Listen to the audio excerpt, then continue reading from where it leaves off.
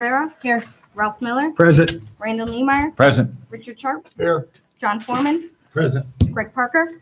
Here. Jill Miller, Town Administrator. Here. David Austin, Town Attorney.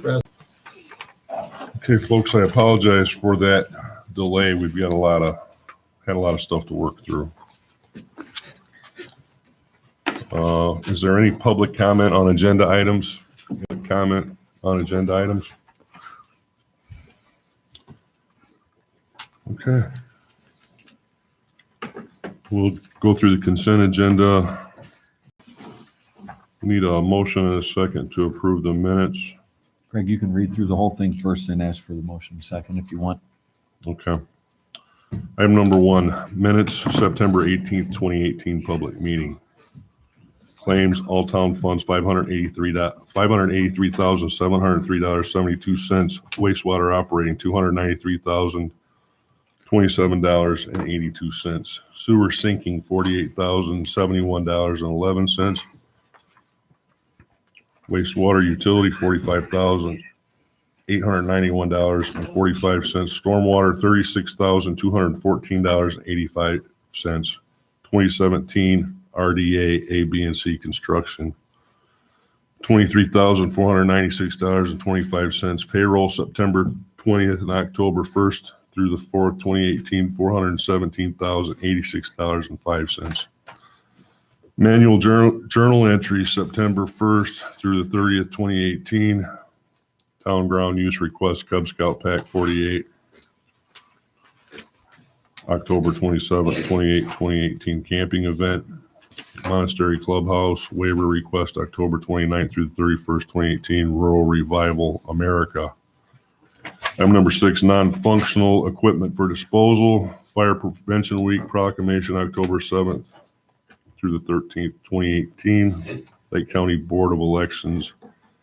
Town Hall use election day, November 6th, 2018. Is there a motion to accept and waive the reading of the minutes, accept the consent agenda as listed? So moved. Second. Roll call. Just a second, I have a question. Is there anybody here from the Cub Scout Pack 48?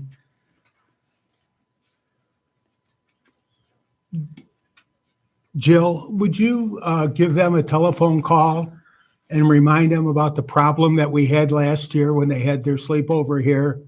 The museum's planning on doing a program that evening also, and would they please not disrupt it? Absolutely. Any other questions? Roll call, please. Robert Carnahan. Yes. Julie Rivera. Yes. Ralph Miller. Yes. Randall Niemeyer. Yes. Richard Sharp. Yes. John Foreman. Yes. Greg Parker. Yes, motion carries 7-0. Ordinances and resolutions.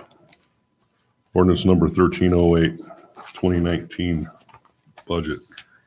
First reading was September 18th, 2018.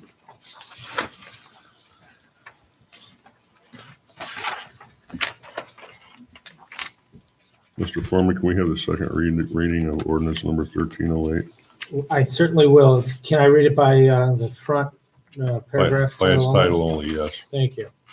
Ordinance number 1308, be it ordained resolved by the Cedar Lake Town Council that for the expense of Cedar Lake Civil Town for the year ending December 31, 2019, the sums herein specified are hereby appropriated in order to set apart several funds herein named for the purposes appropriated shall be held to include all expenditures authorized to be made during the year unless otherwise expressly stipulated and provided for by law. In addition, for the purposes of raising revenue to meet the necessary expenses of Cedar Lake Civil Town, the property tax levies and property tax rates as herein specified are included herein. Budget Form 4-B for all funds must be completed and submitted in the manner prescribed by the Department of Local Government Finance. This ordinance/resolution shall be in full force and effect from and after its passage and approval by the Cedar Lake Town Council. Thank you. That's I have the, explanation by Joe on anything. For Jen. Your clerk Yeah, treasurer. Sorry. Jen, do you have an explanation? Briefly, we went through it last time, so the total proposed budget to be approved is $7,929,246. And your proposed tax rate total is 0.9855 per every $100 of net assessed value. Is that it? Yeah, I mean, unless anybody has questions, I will go ahead and note, for the 2019 budget, we did hear back about our insurance rates. Our medical, we had anticipated that it would be around 10%. We were told that current trend is around 12%, but we will actually be renewing at 4.8%. Wow. Employees will see a very minimal increase to their contributions. Our dental, long-term disability, there is no increase at this time for that. That is all Okay, 0% renewal. Good negotiating by you and your team. thank you. The market's currently Thank you. seeing about a 5% increase on the dental, Yes. the long-term disability, and Okay, we've heard There's a the third. second reading of ordinance 1308, and we've had an explanation. Are there any questions, any other questions regarding the budget, the 2019 budget? I could make one statement. Sure. The proposed budget is anticipating a 2% increase in salaries, kind of across the board for all employees. So you will anticipate seeing the salary ordinance before the end of the year in the coming months, and then as well as seeing the changes for the ambulance non-reverting that we discussed when we were putting in the computer program that they are using now, the image trend. Okay, thank you. Anything else? Anyone else? Roll call, please. Yeah, just listen to the motion. Oh, I'm sorry. I thought we did. I'm confused. I thought we did that already. Is there a motion? I'm going to know motion in a second on So ordinance moved. 1308. Second. Thank you. Question or a comment, Mr. Chairman? Yes, sir. Speaking with the director of the DLGF, the Department of Local Government Finance, down at the AIM conference, his name is Wes, and I can't remember his last name. Bennett. Bennett, okay. He's a very direct guy. So I asked him a direct question of, do we need to still submit these inflated budgets that we do every year so they can reduce them and chop them? And he said, no. The policies that they use internally now is more favorable to zero-based budgeting. So that's something that I think going in the next year that we need to look into and maybe coordinate with people at the DLGF as well as our financial advisors so we can drill that into the next budget cycle. So we're submitting budgets that don't get chopped up and they're realistic. So what you're saying is we actually have a politician that is making things more streamlined and efficient. No, you have a guy that's worked in finance and public finance all of his life that's just really direct.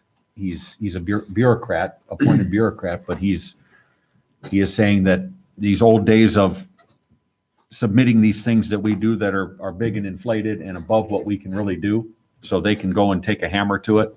He said it's a waste of everybody's time. It's a waste of effort, and that we should be getting with our financial people, our department heads, and our team and putting together a zero-based budget. You start from zero and you work your way up. And hope though that they don't whack it. Well, but if you do that stuff and it fits within and you're coordinating with DLGF as you go through the process, Right, then you have a better chance at getting the monies you need rather than the monies you want. right. No, I was in the room when you asked the question, so I remember that. Well, I suppose that's good news. I mean, for most everyday taxpayers, that's the way they think it would be. Automatically, you submit what you need and That was a refreshing conversation with the guy. He just pulls no punches. avoid the dance. Okay. Thank you. roll call. Is there any other questions? Who Comments? seconded the motion? Rick, Rick? Roll call, please. Robert Carnahan, Yes. Julie Rivera, Yes. Ralph Miller. Yes. Randall Niemeyer. Yes. Richard Sharp, Yes. John Foreman, yes. Greg Parker. Yes, motion carries 7-0. Item number 2, ordinance number 1309, rezone Cedar Lake United Methodist Church. Shall I read it? Yes. Mr. Chairman, Town of Cedar Lake, Lake County, Indiana, ordinance number 1309. An ordinance reclassifying certain lands in the town of Cedar Lake, Lake County, Indiana for zoning purposes and amending ordinance number 496 being An ordinance replacing zoning ordinance number 278 entitled Cedar Lake, Indiana, zoning ordinance passed and adopted by the Board of Trustees of the Town of Cedar Lake, Indiana, and all amendments passed subsequent thereto. Repealing zoning ordinance number 278, all amendments thereto, and all ordinances or parts of ordinances in conflict herewith. Establishing new comprehensive zoning regulations for the Town of Cedar Lake and providing for the administration, enforcement, and amendment thereof in accordance with the provisions of the Indiana state statutes. Passed by the Town Council of the Town of Cedar Lake, Lake County, Indiana, 13th day of December, 1989. All amendments passed subsequent thereto. Okay. Did we have to have another reading on this? Is this No. second reading? One reading. One reading. Okay, we've heard the reading of ordinance number 1309. Is there a motion? Mr. President, Yes, sir. may I add to that? That was the generic title, what this ordinance is about. Sure. Brief explanation. The church is cleaning up its property in terms of land use, identification, and all of its intended plans for the construction of the replacement Project Love Food Pantry facility. In the course of doing that, it was discovered that, well, there was cross zoning, there was Meets and bounds. and- needs, there was I stuff thought, that, I thought we discussed that already, but, I mean, Not- not tonight, but before. not for this ordinance. Okay. This ordinance changes the zoning district classification. Well, we did have the public hearing at the Plan Commission. They certified a favorable recommendation, as you know. The zoning district classification will be changed from residential R2 and neighborhood B1 business to neighborhood business B1 in the entirety. So when this Plan Commission meets tomorrow night and in all likelihood approves the plan, this will be the zoning for it. Okay. Sometimes I forget what meetings I'm in because I'm in too many, but Well, there's been a it's- lot of discussion on Right. that. This just kind of cleans it up and probably in 3 days we'll see Project Love started. Or Okay. maybe faster. Which is the goal here, yes. the Project Maybe Love Goal. faster. Thursday morning, yeah, full permits. Okay, is there a motion on the rezone for Methodist Church ordinance 1309? So moved. Motion by Ms. Rivera, is there a second? I'll second it. Second by Mr. Miller. Roll call, please. Robert Carnahan, Yes. Julie Rivera, Yes. Ralph Miller, Yes. Randall Niemeyer, Yes. Richard Sharp, Yes. John Foreman, Yes. Greg Parker. Yes, motion carries 7-0. Ordinance number 1310, voluntary annexation for Beacon Point. 13830 Paris Avenue, pages 14 through 17. And I think I left my copy in the other room. It's in your packet. Is that? Okay, good. Mr. Anderson. Yes. Good evening. Good evening. Do we want, how should I, Have a reading first, Greg? should we have a reading first and then get an explanation, or? That's up to you. Okay, John, Mr. Foreman, can you read ordinance 1310 by its title only, please? I'd be happy to. Town of Cedar Lake, Lake County, Indiana, ordinance number 1310, an ordinance annexing certain contiguous land to the town of Cedar Lake, Lake County, Indiana, and all matters related thereto. This land that we're talking about, folks, is west of the existing Beacon Point. It's the what is referred to as the Maple Croft Farm. It goes to the south side of Utopia, the north side of Centennial, and then it's also to the west of Utopia, out to the railroad tracks, if you're wondering. Okay, Mr. Anderson? Yes, Richard Anderson, 9211 Broadway, Maryville, Indiana. This land is actually owned by Indiana Land Trust 147. Beacon Point of Cedar Lake is the petitioner in this case.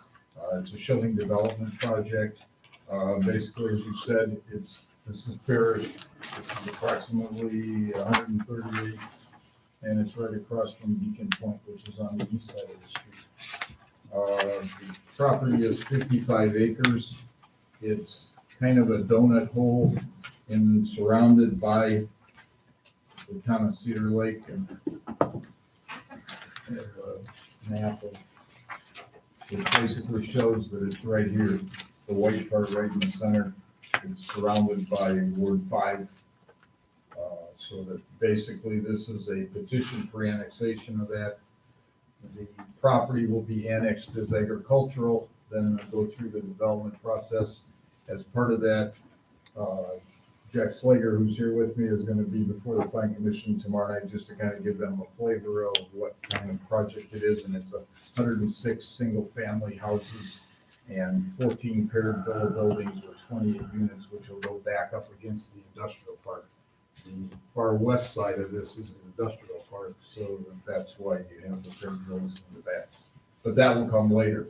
It's basically, what we're trying to do is have the, from a timing standpoint, if the ordinance for annexation is not through all the steps by the end of the year, then the ordinance can't take effect under the Indiana statutes until 2020 because of the fact that it can't be, I guess the legislature believes that we'll stack the deck in the last year before the census, which is the 10-year census, so that you would get more revenue from the federal government.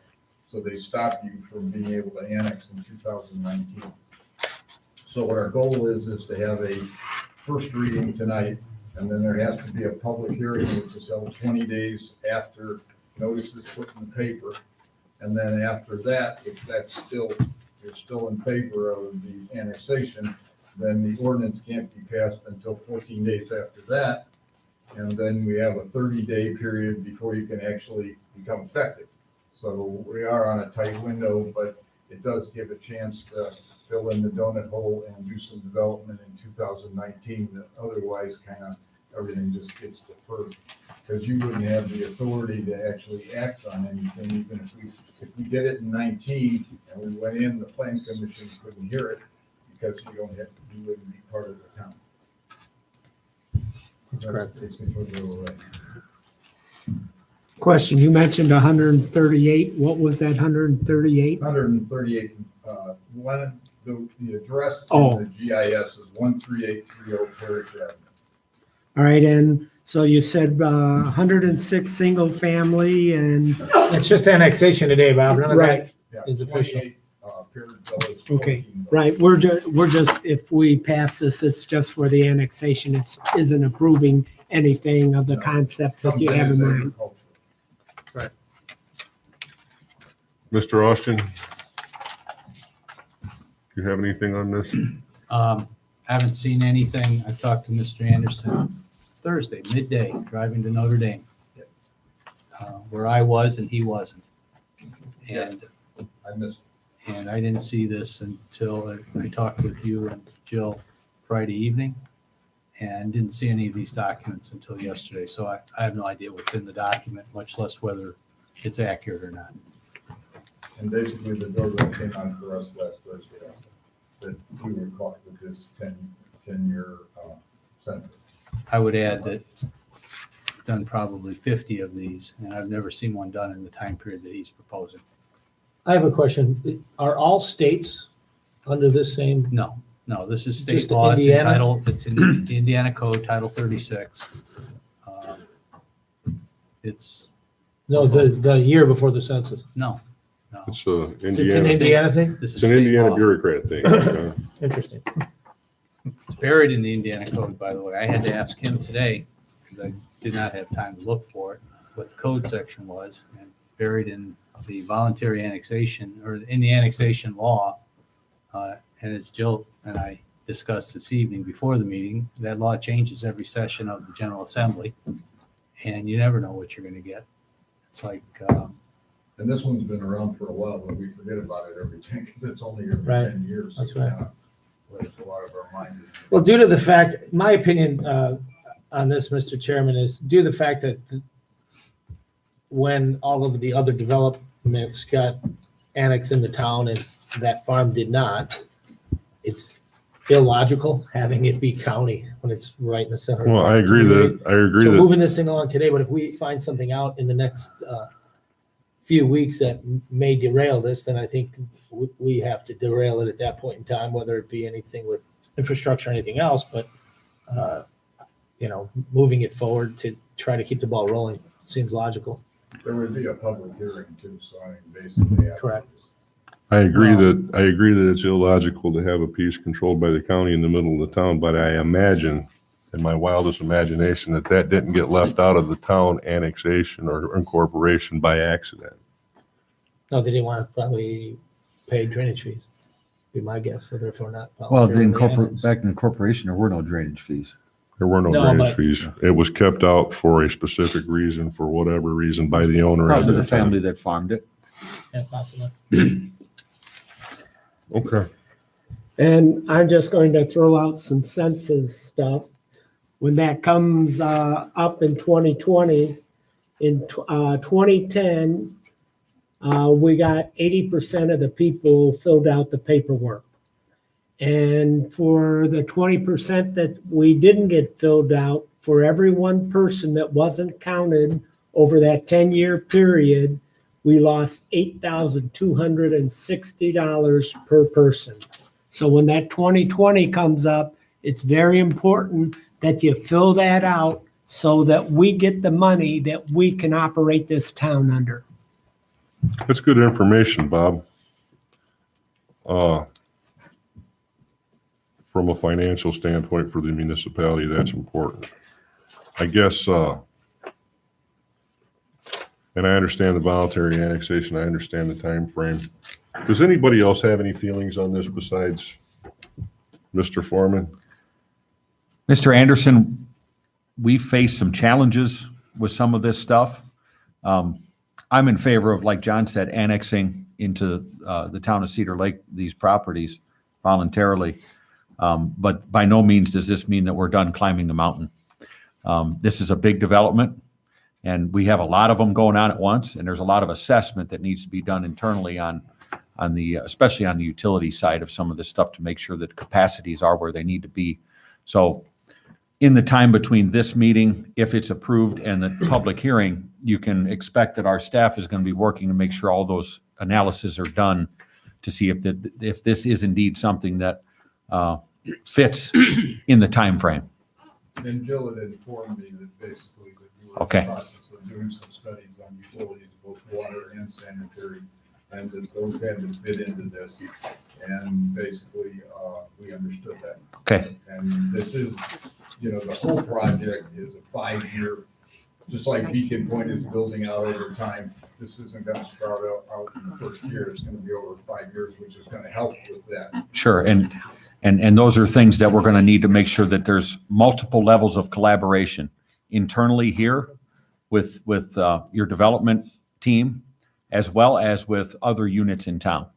Schools, namely, I mean, there's a lot of pressure on all of the infrastructure in the town, including police and fire. So there's going to have to be a lot of steps taken along this way. So if this is approved by the council tonight, I just want to make sure we're transparent to say that there's going to have to be a lot of work done in collaboration with one another on a lot of levels to make something like this happen right now, because there's just a lot going on. And a lot of the things with regard to the water and the sewage, I know some of the studies aren't coming back until December 1st or after. Actually, Mr. Anderson, that process just got started right before we walked in this meeting tonight. Okay.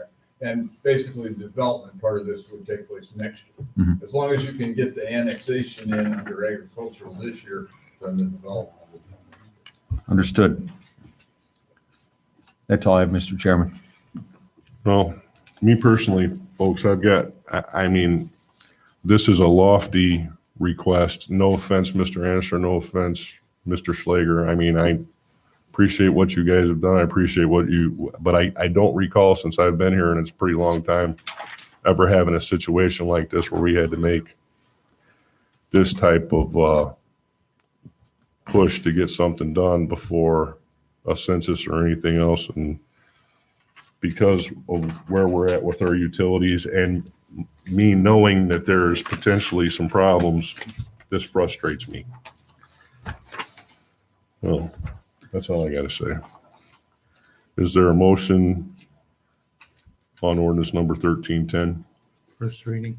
First reading on the first reading of ordinance number 1310. Make a motion on the first reading of ordinance number 1310. Voluntary annexation, Beacon Point, 138 Reserve Parish Avenue. Is there a second? Second. Roll call, please. Robert Carnahan, No. Julie Rivera, Yes. Ralph Miller, Yes. Randall Niemeyer, Yes. Richard Sharp, Yes. John Foreman, Yes. Greg Parker. No. Motion carries 5-2. Thank you.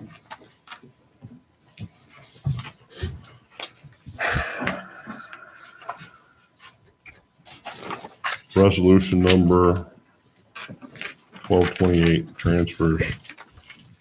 Mr. Foreman. Town of Cedar Lake, Lake County, Indiana, confirming resolution number 1228, a resolution confirming the authorization and appropriation transfers by the clerk treasurer for the following funds during the budget year 2018. Jen, I will let you go ahead and read the numbers. So these are transfers that were necessary within the general fund, fire department. $4,000 from 112 full-time officers to 396 miscellaneous services. That action date was 8/10 of 18. $2,000 transferred from 116 overtime to 396 miscellaneous services. Action date of 8/10/2018.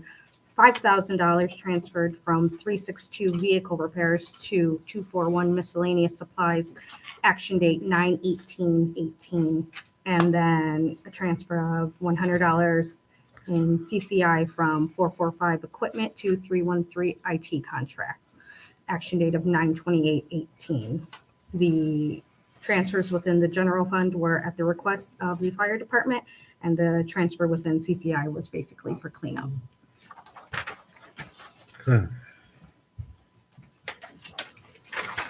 Any questions or comments on resolution number 1228? Mr. Chairman, I'd like to make a motion to approve Resolution 1228 as read and presented. Second that motion. Motion by Mr. Niemeyer, second by Mr. Foreman. Roll call, please. Robert Carnahan, Yes. Julie Rivera, Yes. Ralph Miller, Yes. Randall Niemeyer, Yes. Richard Sharp, Yes. John Foreman, Yes. Greg Parker. Yes, motion carries 7-0. BZA items. Item number 1, Cedar Lake Commercial LLC, 12615 Wicker Avenue. A special use variance for Michael Sylvester and Abby Sylvester petitioners. The Board of Zoning Appeals certifies a favorable recommendation to the Town Council for the requested special use variance to all petitioners, Michael Sylvester and Abby Sylvester, to operate multiple businesses, Beverly Glass Service and Two Old Goats Market on one lot in B2 zoning district by a 5 in favor and 0 against upon motion duly made and seconded in a public meeting held on October 11th, 2018.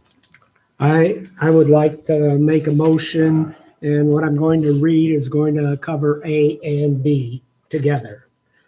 Petitioners to operate Beverly Glass Service and Two Old Goat Market, special use variance, plus use variance of Beverly Glass Service. They'll have 2 employees, open Monday through Friday from 6 a.m. to 6 p.m.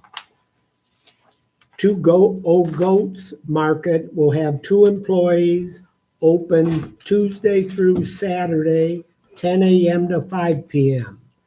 No upstairs use of the building, no outside storage, parking lot, to submit a parking lot plan, and to have 28 parking places. That's my motion for both of those. Okay, we have a motion. Is there a I second? think so. I'll second it.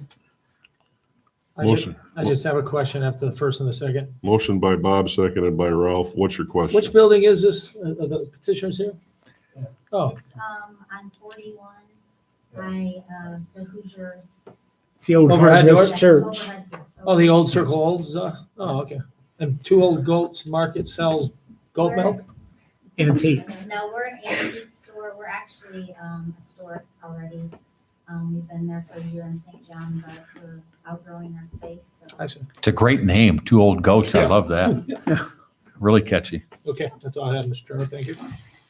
I figured that's where the address was, I just wanted to be clear on what building. Any other questions on the motion? On this item? Questions or comments? Roll call, please. Robert Carnahan, Yes. Julie Rivera, Yes. Ralph Miller, Yes. Randall Niemeyer, Yes. Richard Sharp, Yes. John Foreman, Yes. Greg Parker. Yes, motion carries 7-0, and that covers both A and B. Correct. Good luck. Yeah, good luck. Welcome to town. Item number 2, Fraternal Order of Eagles, 2529, 7124 West 137th Place, use variance. The Board of Zoning Appeals sends a favorable recommendation to Town Council for the requested use variance to allow the petitioner Fraternal Order of Eagles, 2529, to have outdoor seating,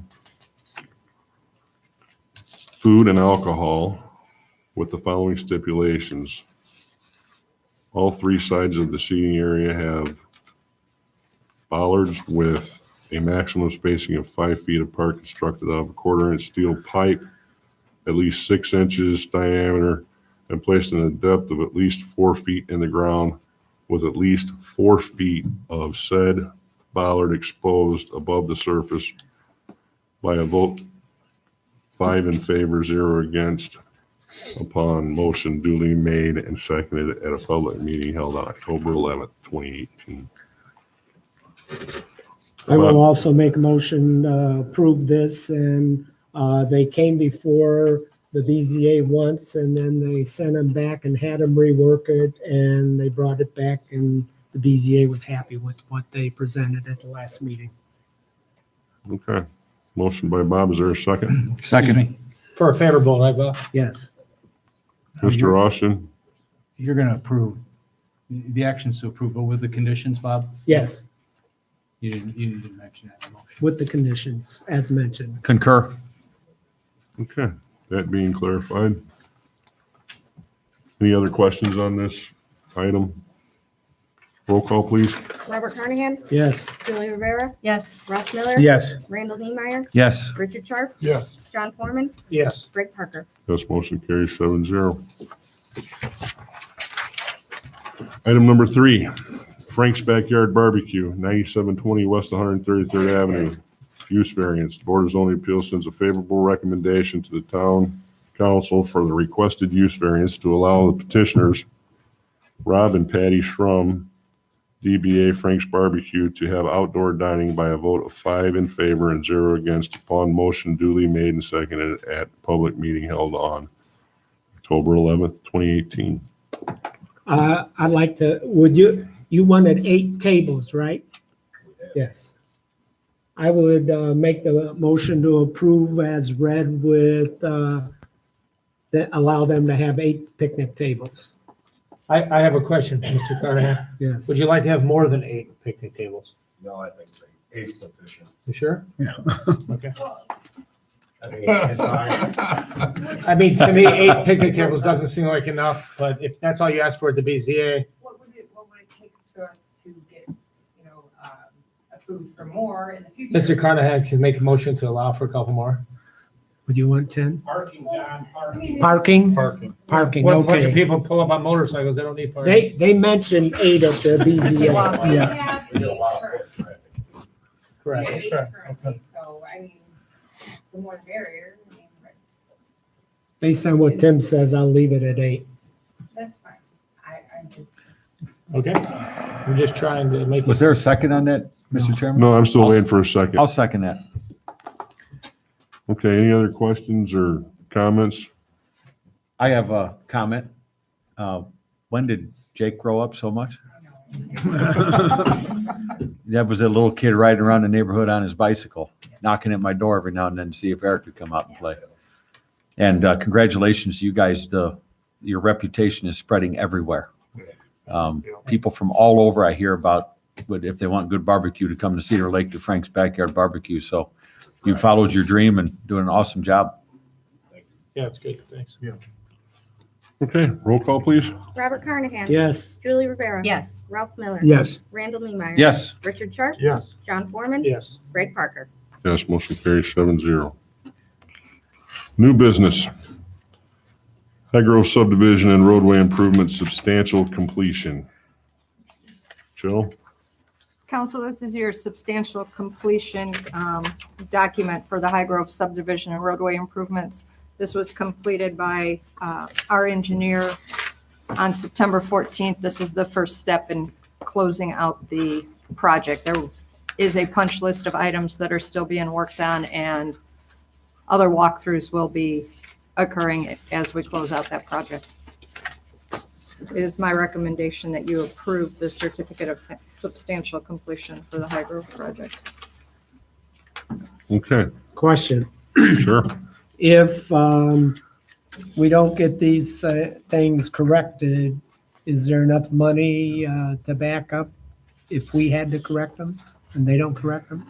There's still a retainage Okay, on items that have not been paid for. There's a 10% retainage on the project. all right. And we won't sign off on the project being completed unless the items are addressed. Because there's a lot of items in here. That was, mind you, that was a month ago too. Okay. It's been a month since we had a meeting, so. Any other questions? Is there a motion? I make a motion to approve the High Grove subdivision roadway improvements, substantial completion. Second. Motion by Mr. Foreman, seconded by Mr. Sharp. Roll call, please. Robert Carnahan, Yes. Julia Rivera, Yes. Ralph Miller, Yes. Randall Niemeyer, Yes. Richard Sharp, Yes. John Foreman, Yes. Greg Parker. Yes, motion carries 7-0. Item number 2, South Shore subdivision and roadway improvements substantial completion. Ms. Murr? Same as recorded on High Grove, this is the substantial completion on your South Shore project dated September 20th, completed by Christopher Burke Engineering. Additionally, showing items that still need to be addressed and worked on. You'll have your final completion as we close out the project. It's my recommendation you approve that. And this here is another huge list too. Yes. And some of that may be done because you haven't had a meeting. Okay. Correct. Questions or comments? Is there a motion? One comment, Mr. Chairman, I'm sorry.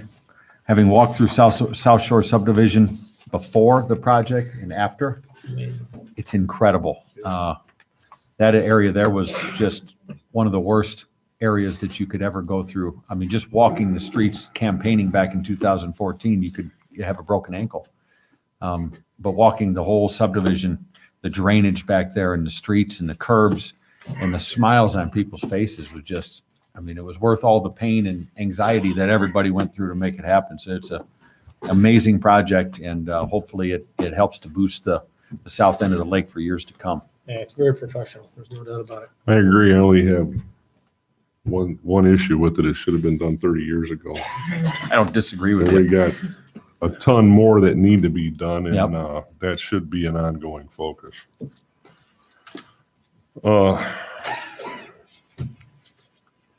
Did I get a motion on this? Yeah, you got a motion second. Who made the motion? We didn't get one No, yet. not on the South Shore we did. Oh, not. okay. Oh, there's a comment. All right. Go ahead, Randy. I'll make the motion to approve the South Shore subdivision roadway improvement substantial completion as recommended. Is there a And I vote second? Roll call, please. Robert Carnahan, Yes. Julia Rivera, Yes. Ralph Miller, Yes. Randall Niemeyer, Yes. Richard Sharp, Yes. John Foreman, Yes. Greg Parker. Yes, motion carries 7-0. Item number 3, South Shore subdivision change order number 5. Jill? Council, this is a change order for the South Shore subdivision project. Adjusted quantities for added specialty striping on Lakeshore Drive, Klein Avenue, and 145th Avenue near Bugaboos and near South Shore Golf Course, increasing the amount of the project by $2,240. It is recommended to approve this change order. It fits within the project. Questions or comments? I have comments. Brian Kubel has been asking for a crosswalk down there by Sandbar and the Old Dairy Queen for a number of years. I see we got crosswalks down there by Bugaboos. We got crosswalks on 129th. We've got crosswalks on 137th. Why can't we get Brian a crosswalk? Bob, you've been a councilman for 27 I've years. tr- I I've can brought motion to do it. Do it. I've tried, but nobody would ever go along with me. Well, I don't remember. I would have totally went along All because that's a right. dangerous section of highway right there. We should have a central location where those people can cross because it's a very dangerous curve. What's your proposal, Bob? Well, Take a look at it and come back with a plan. I'm gonna ask our police chief if you will analyze that down there and come back to us with the best location. Thank you. And when Chief comes back with his information, I suggest you just put it to a motion right then. All right. Thank you. We'll figure out how to scrape up $2,000. Any Doesn't cost that to pay. Yep. any other That's what comments or you're paying, questions that's what on you're South Shore paying. subdivision change order number 5? Yeah, but you paid that stuff. Is there a motion? So moved. That's just Second. the payment. Roll call, please. Who was the second? Rick. Robert Carnahan, Yes. Julie Rivera, Yes. Ralph Miller, Yes. Randall Newmeyer. Yes. Richard Sharp, Yes. John Foreman. Yes. Greg Parker. Yes, motion carries 7-0. Item number 4, Cedar Lake Historical Association construction and fee waiver request. Joe? Council, the Historical Association is wanting to improve the kitchen facilities and create additional flexible use gathering rooms in the museum. They want consideration to remove 4 interior walls between adjacent rooms, similar to what they did in June. Their engineer will determine if the walls between exhibit rooms are load-bearing after they remove the lath and plaster. As in June, they'll then determine if they can proceed. They're looking for your blessing to make these changes pursuant to their lease. They're looking to do this at the end of October. They were asking for the fees to be waived on the building permit. However, there's more information needed on the permit before that could even be issued. I don't have a problem with fee waivers personally, but I guess my question is there a functional kitchen over there? Are we talking about a functioning kitchen for the museum? That's the problem that we have, and I don't know that people on the board realize that we're gonna turn this into a commercial kitchen and commercial use. This building is far from just tearing down 3 or 4 walls and, and making it and putting in a sink. There's a grease trap, there's electrical, plumbing, there's nothing there currently to provide, let alone if you have a restaurant or that type of a function, you need to have a state release plan for the building and ADA accessibility. There's lots and lots of things that need to go along with this project. All I got up to now is a little permit application to put in a 3-compartment sink and tear down a couple of walls. I guess the only thing that concerns me, of course, what you said is concerning, those items you just listed, but I went through that this summer and it is phenomenal what folks have done over there, the Historical Society preserving things and documenting the history of Cedar Lake, and that's great. But I think that if a fire ever happened over there, that thing's gonna go up like a haystack. There's a lot of concerns, and then also another concern, just what I've heard from rumors is if you are gonna have these kind of events and stuff over there, parking. Well, we have a whole field. I don't understand the parking comment, Mr. Kubian. We parked 2,000 cars for And then- Summerfest. And you park 50 cars over there for soccer 3 nights a week. You have a lot of other functions here, so. I mean. Designated, you're talking designated parking. I'm talking just, assuming that that you can use any of this area for parking at any point in time. I mean, there's a lot more to think about than just on days, there's a lot of things that are happening here all the time also that need to be in conjunction with something else happening, so. I don't know what the whole game plan is, but from just the rumors that I've heard, I just have those concerns. You're gonna have people pulling in here trying to park in the grass and kids out there playing soccer, and there's stuff that needs to be worked out as far as playing, is all. There again, you have picnics out there. You got people using the beach and stuff, and I have really no issues with them having any kind of function We should have designated parking lots. It's, Mr. Chairman, it sounds to me like this isn't even ready for our consideration. I'm, That if they're pulling a permit to do something with a kitchen, there sounds to me like there's a lot of steps that need to be taken still. And if it's gonna be a usable, is that their intention, Ralph? You go to meetings? I was at their meeting. They're talking about putting in like a butler's kitchen, and they have the meeting room that they have there, and they were talking about doing some rentals in that.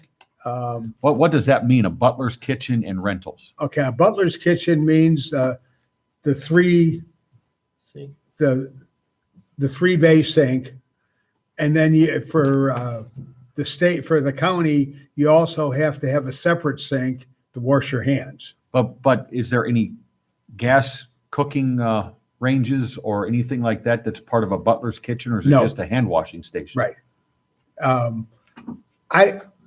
I think maybe the thing to do would be for Jill and Tim to maybe have a meeting with them and explain, exactly what do they want, rather than me trying to speak for them. Well, right, it just sounds like something that if, the wording kitchen denotes what Tim was talking about, functional kitchen with cooking and food storage and all of those different things. And that goes into fire codes and health codes and all of that stuff. And if that's what they're talking about, I don't know if we can even consider something like that. We can at make this it point. contingent upon our code.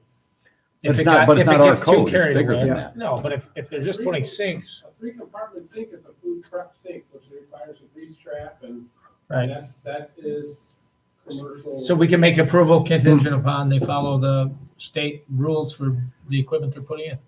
I don't have a problem with that, it just doesn't seem as But clear as it all the needs to be. information you Yeah, need. I don't know if we have all the But clarity of Do we information. need to let the building department handle it? Well, right, that's what I'm Yeah. saying. Why I'm good are with we that. considering it? Yeah. Well, the only thing we're considering Is is waiving the fee. is a fee waiver of a permit that can't be applied for because there's no clarity of the request. Mr. Austin, do you have something to add here? You are the landlords. That's why this is here before you. Right. I understand that, but this So- is a building thing at this You- point, because we You are don't the know clarity. landlords. A change of use of your building My philosophy by is the association is occurring. any and all improvement to that building is a good thing. That's my philosophy on it. I would like to make a motion to let the Cedar Lake Historical Association construction and fee waiver request approval based on contingent upon meeting the building department standards that we have in place. I would second that. Is that adequate, Mr. Austin, for the protection and the liability of I the don't town? I don't know. The letter I saw just the says, application. There's a one-page letter, 2 Yeah. paragraphs. just And says improving the kitchen facilities. It doesn't say for commercial. Well, that's where or the restaurant. contingency comes in, that our building department would Right. have to check off on it.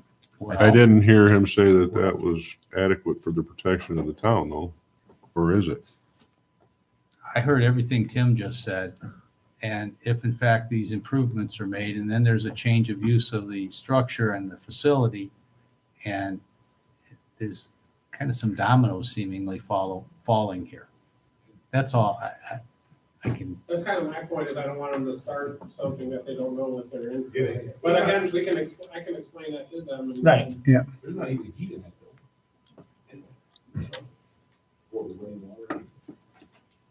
building. I thought that was probably the case. Still, it's neat to walk through it, but No heat, I no don't know water, it's about- old timey. I don't know about cooking and plumbing. Yeah. I imagine it Yeah, is. yeah. I guess I have concerns. But having the building department contingency Right, on they there, can make it right. I mean, Tim and the staff in the building department can make sure that that stuff is right You before. comfortable anything with moves that forward. motion, Tim? Yeah. I mean, Okay. as long as, I guess, my biggest concern is just the rumors that I hear about of banquets and all this other stuff. Just a like rumor. How. I think it's just a rumor. I think that's in their long-term plans, is to Yeah, I eventually guess turn I just it wanna into know something like that. What your guys' feelings are of the parking and the rest of this area being used simultaneously, so that's my only, I mean, I have no problem with the exploratory beginning stages, but I guess I just would like to We- know. Well, We probably should have museum overflow parking printed out on a sign and at least roped off or Well, if I remember right, documented in some place, even if it's just grass. it's documented in our lease agreement, the parking that they have access to certain parts Right? of the town grounds, and that's it. But if there's a soccer event. They and wanted, that they event, wanted we should have- they wanted designated parking, which in our lease agreement, we didn't give them. I just didn't want to start the ball rolling without getting on the same page with everybody, because it's gonna roll really quickly once it starts. So, that's all. What's the motion again?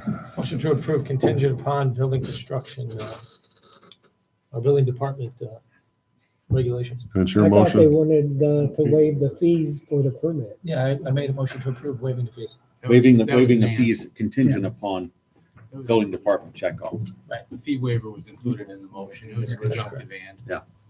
So it was, the motion was by John and seconded by Mr. Niemeyer. Yes.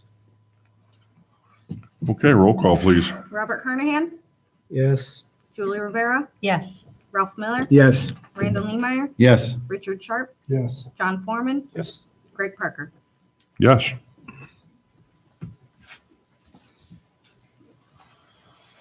Item number 5, engagement agreement, utility legal services, water system development charge. Jill? Mr. President, actually, items 5 and 6 kind of go hand in hand. Let's do them together then. Which is for your utility legal services, for your water system development charge, and your financial services.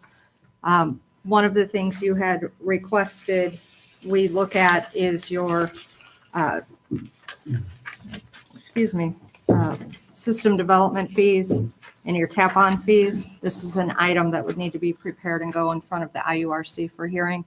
So we need a utility attorney and financial advisor to review testimony, financial documents, and I will let David add a few more Do we need 2 separate sentences actions on here? this.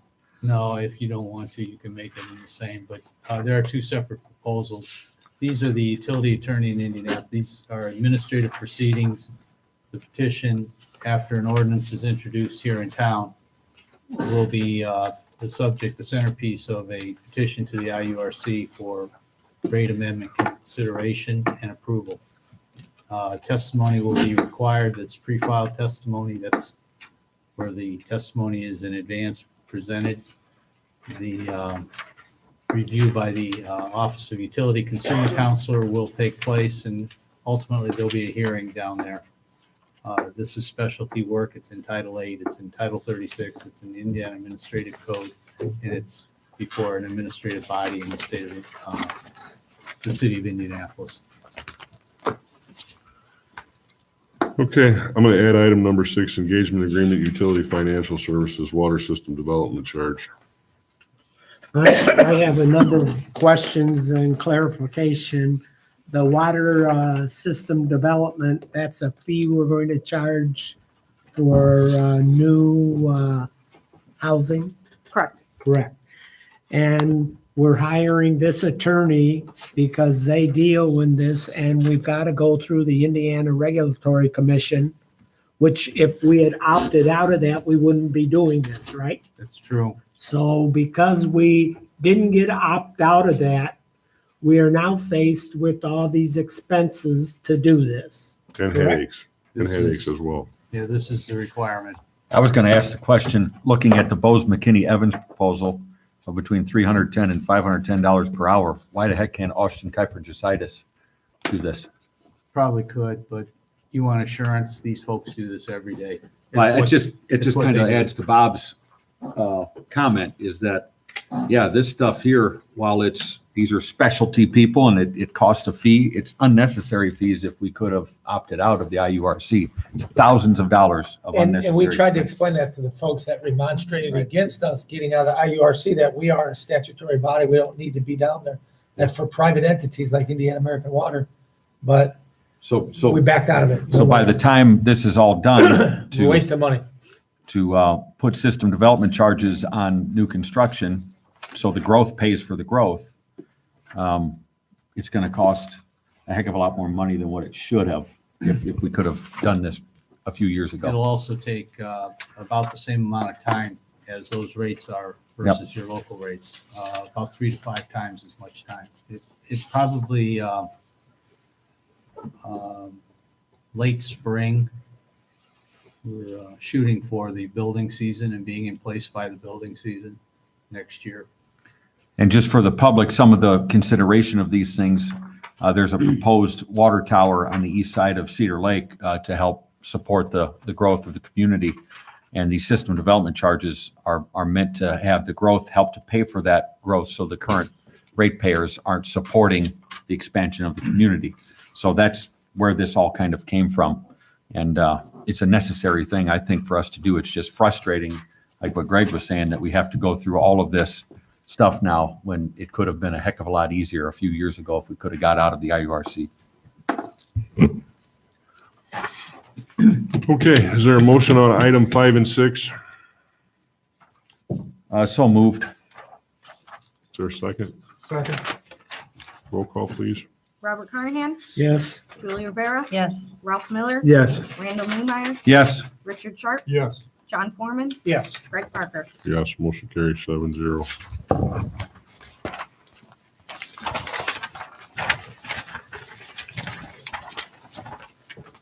Item number 7, engagement agreement. We have another one. Utility financial services, wastewater development charge, oh, it's wastewater this time. I get it. Council, this is your engagement agreement with LWG Financial Advisors for the updating and recalculation of the Cedar Lake wastewater utility system development charge. Again, growth paying for growth. This is one of the things you wanted us to look at.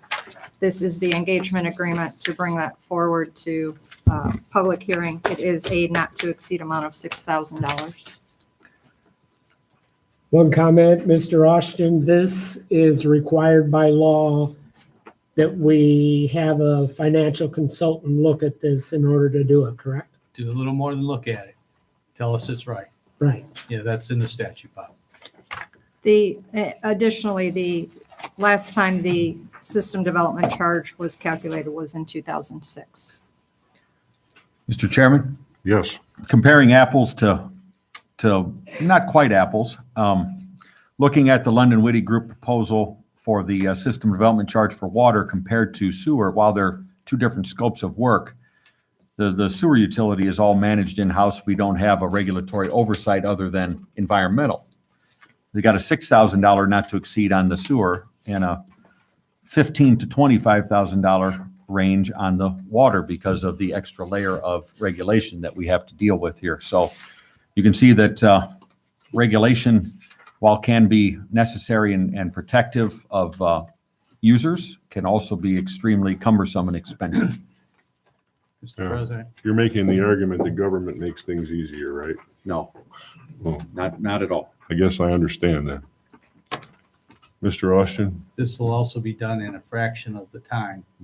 Once the report is prepared, we'll hold a public hearing here. Your citizens will be invited. They'll be welcomed. Conduct your public hearing and you'll consider your ordinance in the Mr. normal fashion. Mr. Chairman? Yes. And the town council sitting up here is your utility board, and you can vote any one of us out of office if we don't do it right. So that's the ultimate accountability of this whole thing. So that's all. Thank you. There's not always that accountability, though. Motion? Is there a motion? So moved. Is there a second? Second. Who's that, Ralph? We do Second. this every time. Second by Mr. Miller. Roll call, please. Robert Carnahan, Yes. Julie Rivera, Yes. Ralph Miller, Yes. Randall Niemeyer, Yes. Richard Sharp, Yes. John Foreman, Yes. Greg Parker. Yes, motion carries 7-0. We're going to move on to reports, and I have a few things I want to discuss because Mr. Austin dared me to do it earlier. And John and I have had this discussion about that area of, it's not High Grove, it's, North Ogre of 127th. yeah, it's a It's high. Highland. Highland, the Highland subdivision. We talked about a reconstruction of the Highland subdivision. And I think it's important to get that one underway if we can, and I think it's time to get into Noble Oaks and get that one done too. If we can get a council's blessing on that and figure out how we're going to fund it, I think those two items need to be taken on for 2019. And, you know, we've sat and listened to some subjects tonight that the growth needs to pay for the growth. Well, the citizens also pay for the growth in one way or the other, in some instances or another. And these roads that have not been done, that are tributary to Cedar Lake and cause ecology problems with the water, they need to get finished up, and really everything in west of Moore Street is in either getting in good shape or in pretty good shape. These items need to be cleaned up to get east of Moore Street and get some of those areas reconstructed. Oh, there's folks that have lived here for generations that are traveling on things that look like you would find them on the surface of the moon.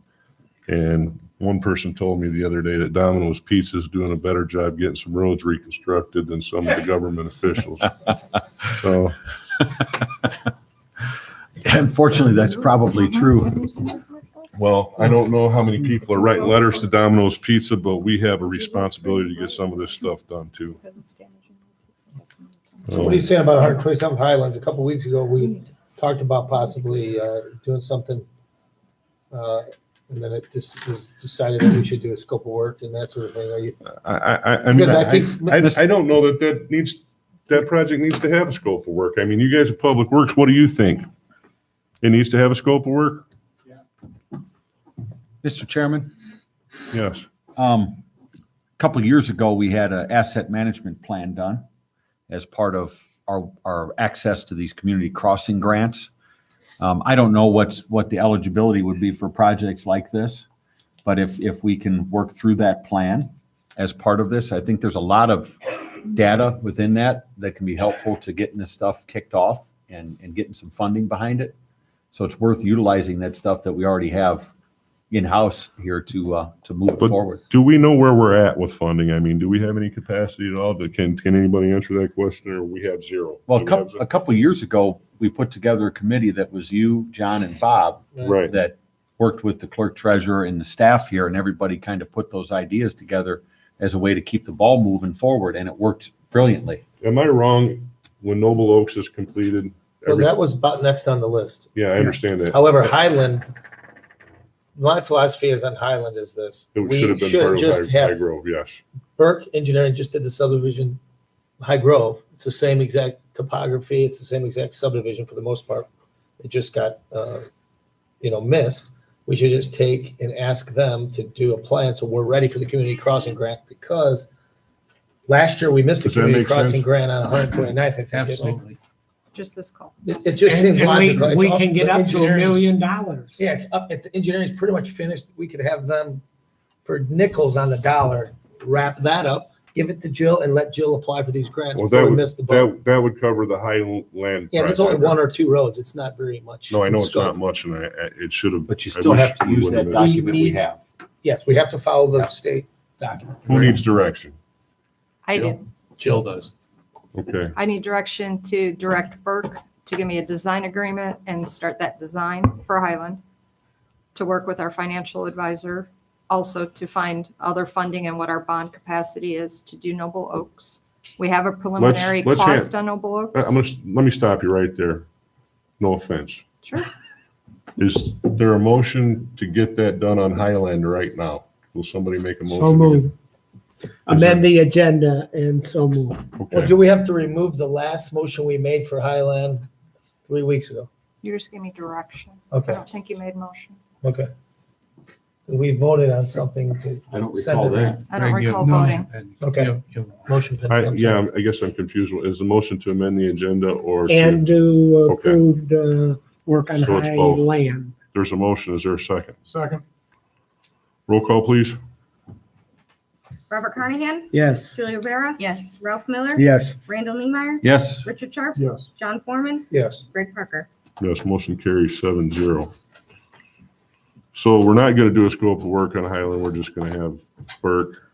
We'll have Do Bert addition. design it because there is a stormwater component to that project. Makes And they've all- already kind of done some preliminary investigation into that for you. Makes all the sense in the world to me.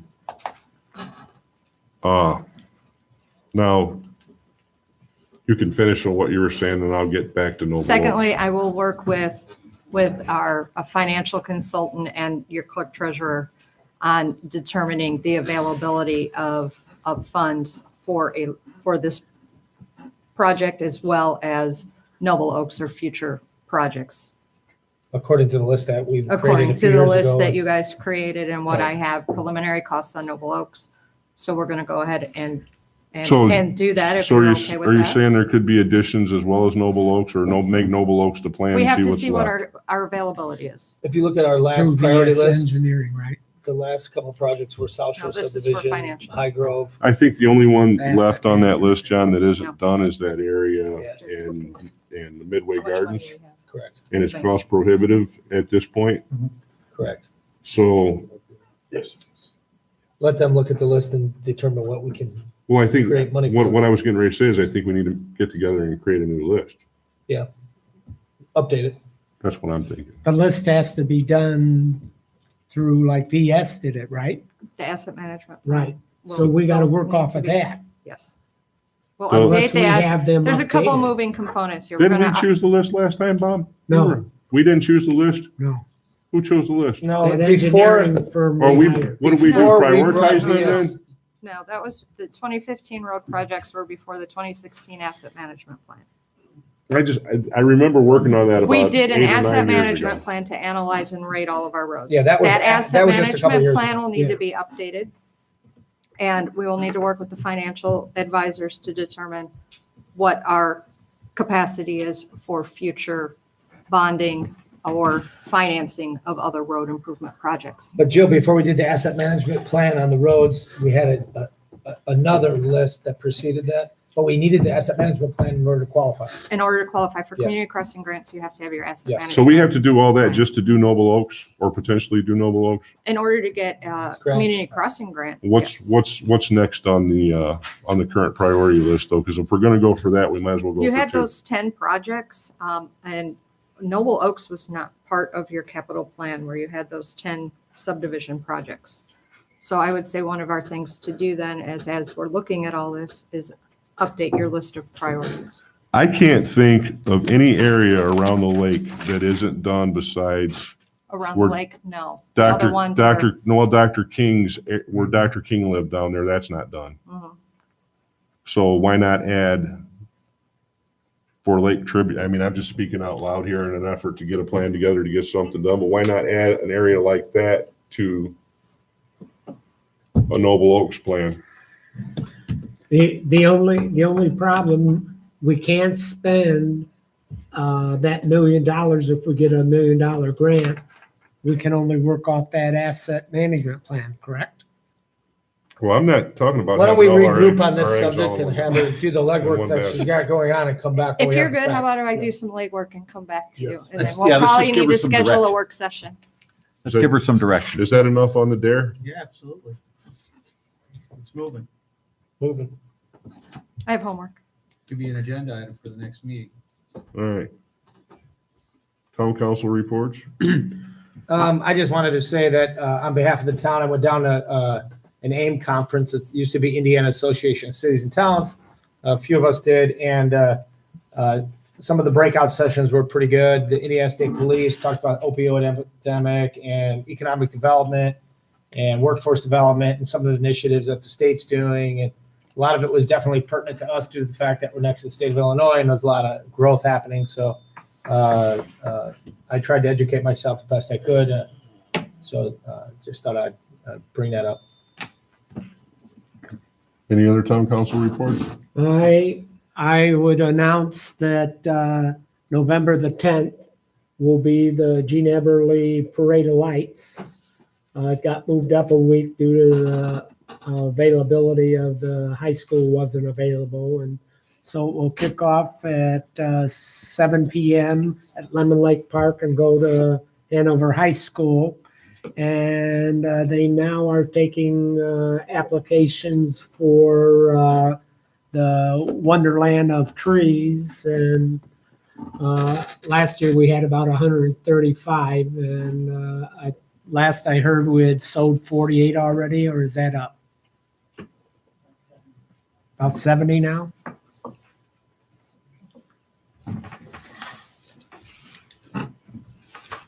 Okay, Mr. Chairman, 2 reports. go ahead. I paid a visit to a resident in my ward, Adam Warnoff. He's had some chronic flooding issues that he claims are worse since the Parish Avenue project was completed. Nice Engineering representative Neil Simstead met me at the property, as well as Adam Warnoff and Greg Warnoff. It was determined by Neil that he could indeed be taking on some off-site drainage that's causing some pooling in his driveway. Neil recommended that if the town was going to take action on some drainage project there, that it would best be a simple French drain that would connect, that would take in the off-site drainage, connect it to the current ditch there, and move it into Sleepy Hollow ditch. That was the recommendation of kind of a simple fix to that. I'm not asking for council consideration tonight, but it's something that I think that as a property owner there that's taking off-site drainage is worth consideration. The other is South Shore subdivision. Walking through that subdivision, as I mentioned earlier while campaigning, went to the back of the subdivision, and there is a dead-end street right at the back that doesn't have any signage that it's a dead-end street. And I can't remember exactly what street that is. You probably know what it is, Tim. That was brought up to us as an issue, that people go down there and there's not even a cul-de-sac to turn around. So, We end up turning around on their lawn yeah, and causing damage. So she wanted a sign to alert people before they got that close, that it was a dead end. Are you talking Brian or by the lift station? by lift lift station. Station. I know where I he's think they talking have about. that on their list, but they're gonna actually make the back road one-way road, since both the curbs are, I think it got kind of narrow down there. Okay. So, we got the yield signs, gonna change the stop signs in the middle of the road, and then I think they have that. We'll make sure that they have that road. Also, it was brought up in walking neighborhoods that there's a dead-end street over by the NIPSCO substation. There's a couple of them there that, although they're dead-end streets, that people drive very fast down.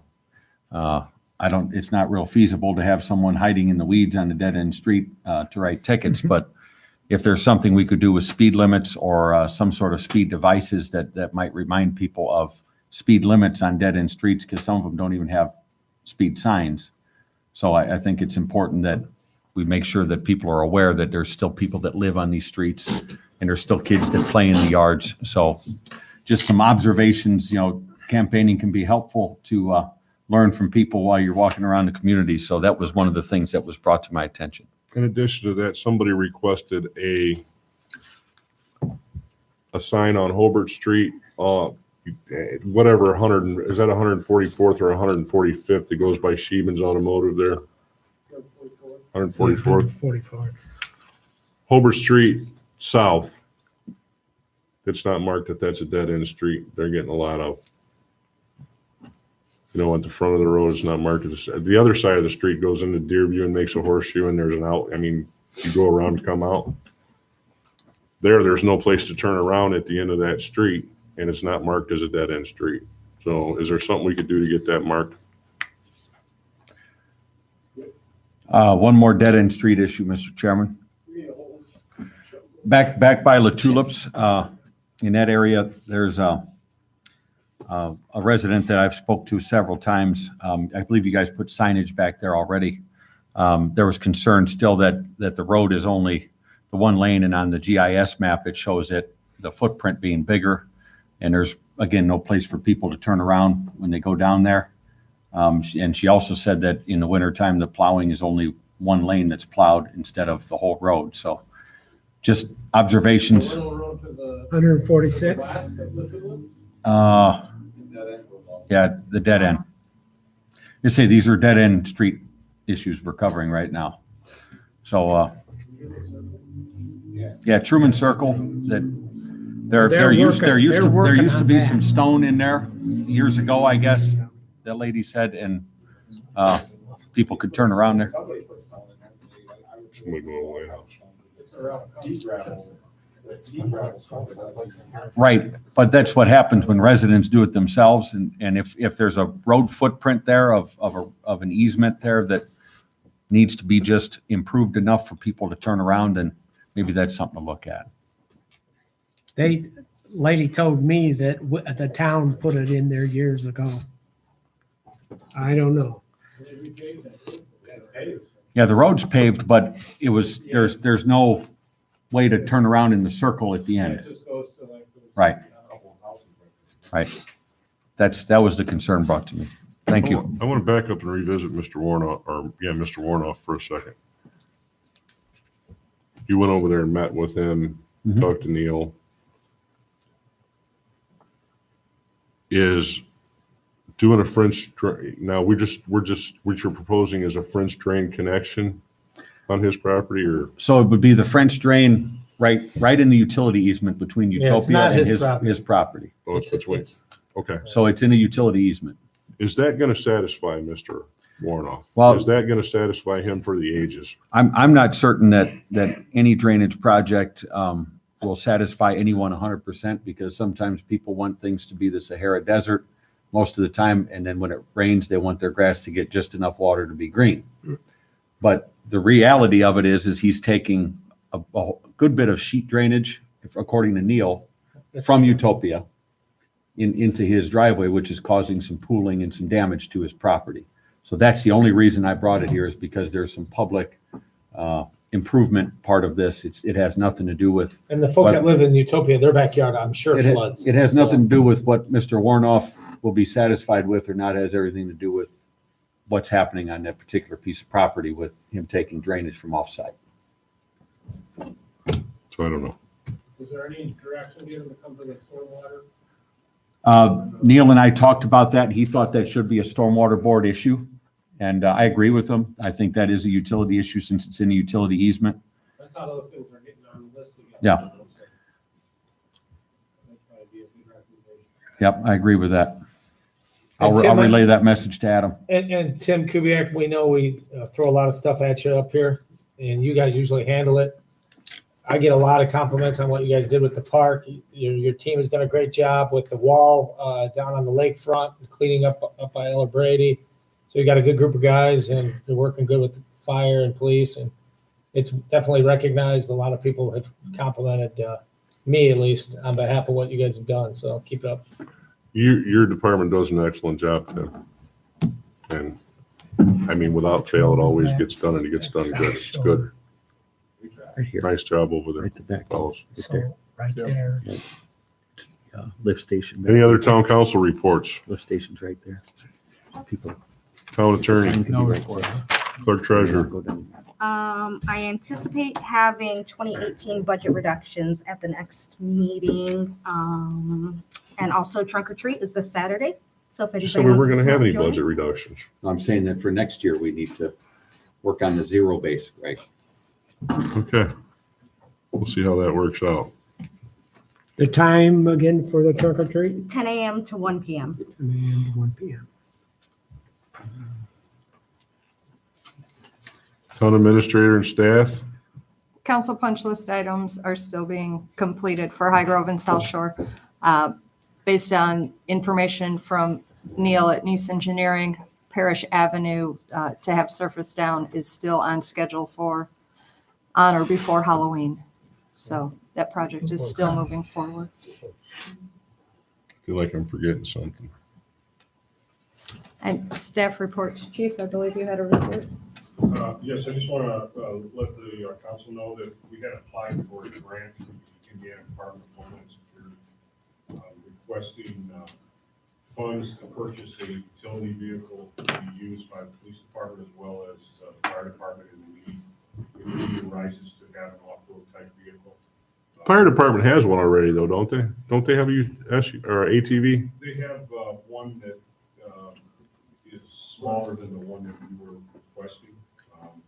This will allow us to have actually, if there was some type of situation where we need to have a stretcher fixed or if somebody moved to be injured, that we would be able to transport that person. So we were notified on October 1st that we were granted that award, and we will be receiving over $35,000 of purchase clearance. Wow.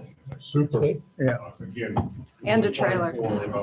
With the, in conjunction with the fire department, to show the unity of the emergency tech services that we needed. So they did recognize that and we get the grant.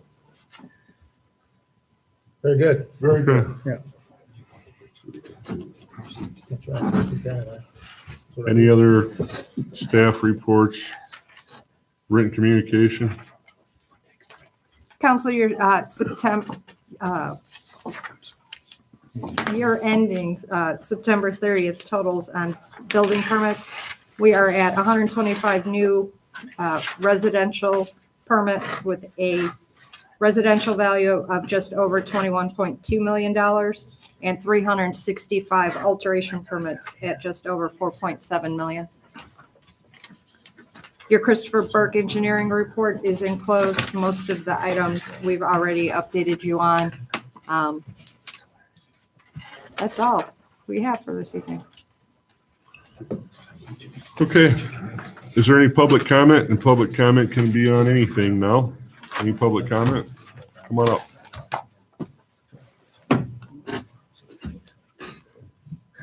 How you doing? Good. Actually, I'm just kind of looking to get a no parking on pavement sign. I live on one of those small dead end roads you guys been talking about. Let me get your name and address for the record and we'll see what we can do with that. I always need a name and address. I forgot. I'm sorry. That's okay, Dory Taylor, Dori. And the address is 13039 Fulton Street. Okay. And no parking on the pavement? What are they parking on? Well, it's just a one-lane road. Okay. And there's 10 houses that there's a house on the left that on the very beginning of the road, and there's 10 of us that live down, and I live right on the dead end, and the people that live on the first road park like F-250s and stuff right on the road. And they're blocking a one-lane road. You can't Yeah, and get. it's, and if a fire truck or ambulance, anything, we have a boat. And we have to knock on the door, could you move, Chief, Tim, is there something that can be done to handle that for these folks? I mean, blocking a one-lane road, that's We've got a lot of one-way, dead end road signs, so we'll just put a no parking sign also. okay. I think we might have to get that mark no parking sign on the police log to enforce anything with no parking. Yeah.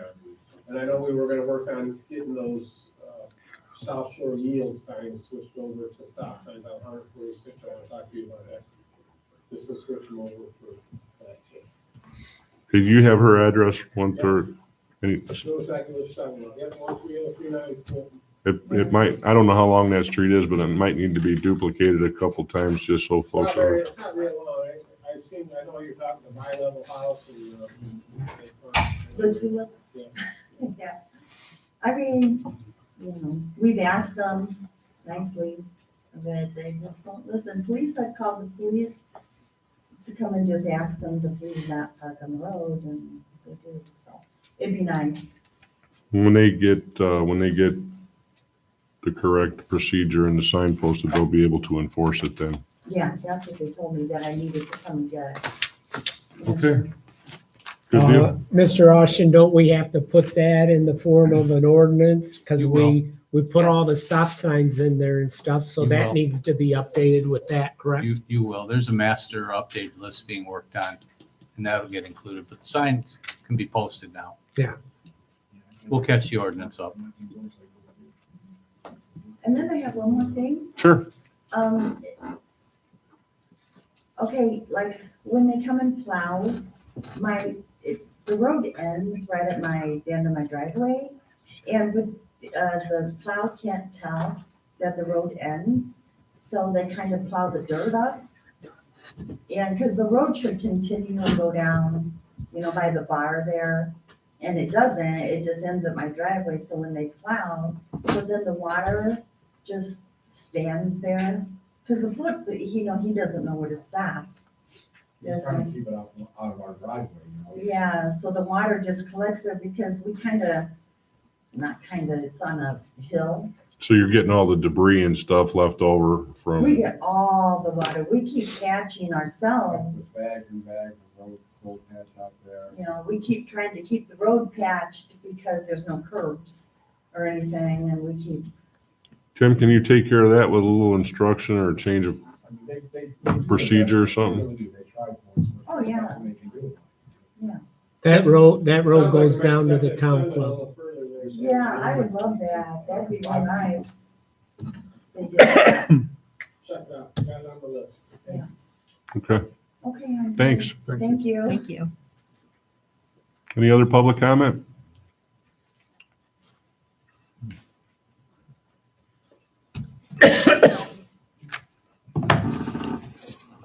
Ken Puent, 13641 North Street. I'm pastor at Cedar Lake United Methodist Church, and I wanted to let the community know that we have begun hosting meetings for Nar-Anon and Narcotics Anonymous on Thursday evenings at 7 p.m. at the church. And I think that in light of Mr. Foreman's comments about the opioid epidemic, it's a substantial way to address those concerns in our community, and I wanted to give that a resource to you as a referral for any persons that would need that opportunity, okay? Outstanding. Very good. Thank you. Thank you. Good stuff. Any other public comment?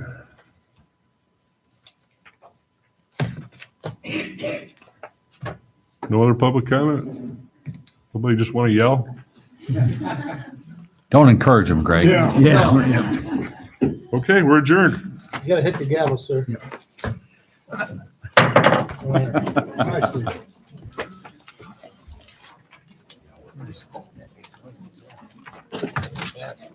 Turn off the mic, would you, Greg? I'm sorry. Yes. It's good.